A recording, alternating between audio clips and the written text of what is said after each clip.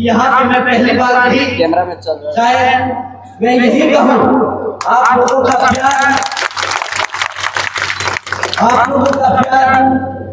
अरे यार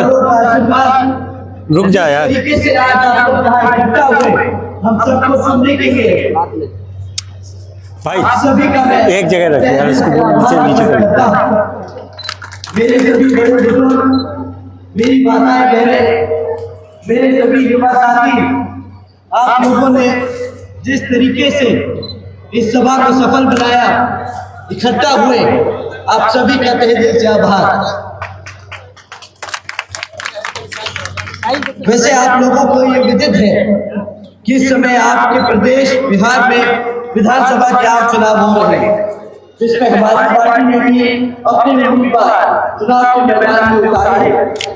जिन्हें जिताने के लिए आप लोग मेहनत कर रहे हैं। और इसके लिए मैं भी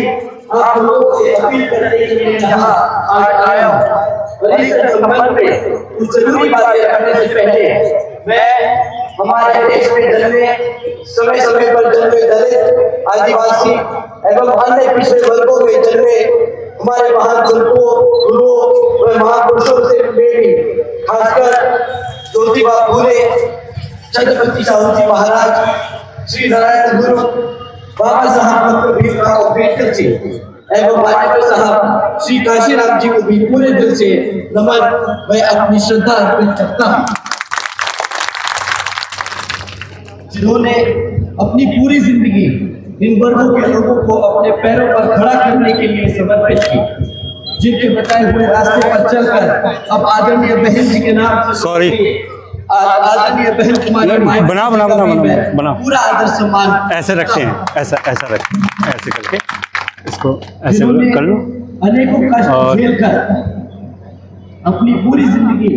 इनके अधूरे रहे कारवां को मंजिल तक पहुंचाने के लिए समर्पित की। इधर आओ, इधर। जिनके मार्गदर्शन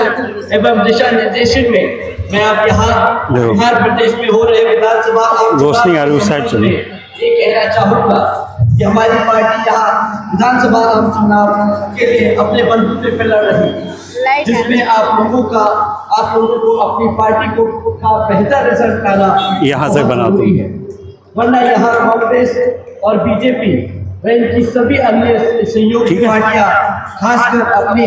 जातिवादी सोच व मानसिकता के चलते अब यहाँ सत्ता में आने पर वर्तमान हालातों में अपने देश के संविधान को ही काफी हद तक बदल देंगे, जिसमें फिर यहाँ हमारे दलित, आदिवासी एवं पिछड़े वर्ग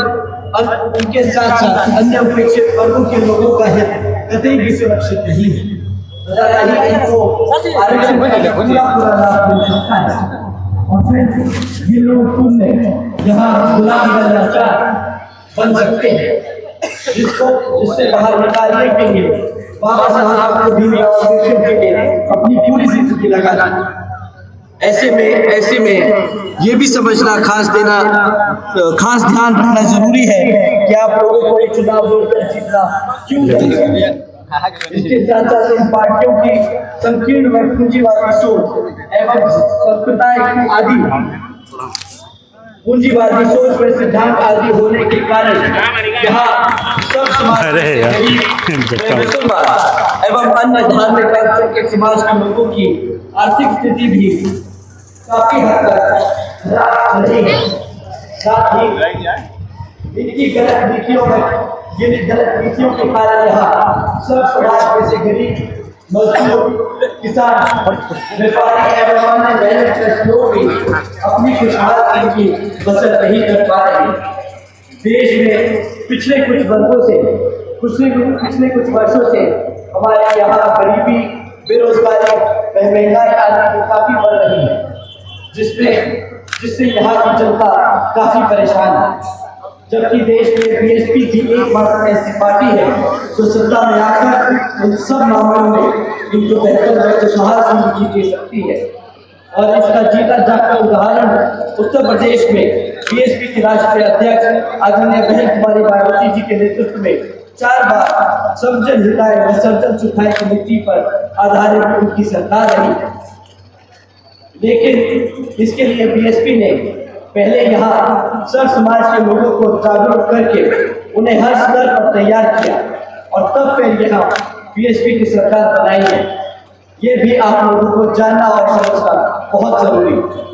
और बीएसपी की सरकार बनने पर तब फिर हमारी पार्टी ने हर मामले व स्तर पर जहाँ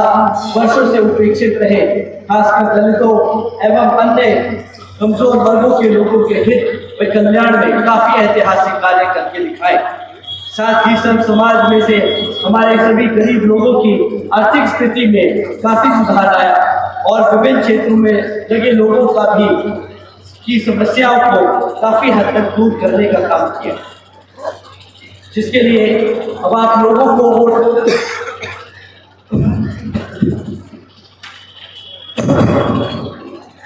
इतना ही नहीं बल्कि अपने संतों, गुरुओं और महापुरुषों आदि को भी विभिन्न स्तर पर पूरा आदर सम्मान दिया, जिनकी यहाँ जातिवादी सरकारों के चलते काफी उपेक्षा की गई है। साथ ही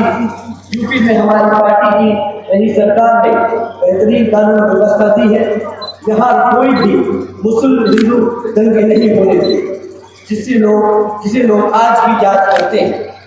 इसलिए इन सभी बातों को ध्यान में रखकर अब आप लोगों को भी अपने हित में कल्याण में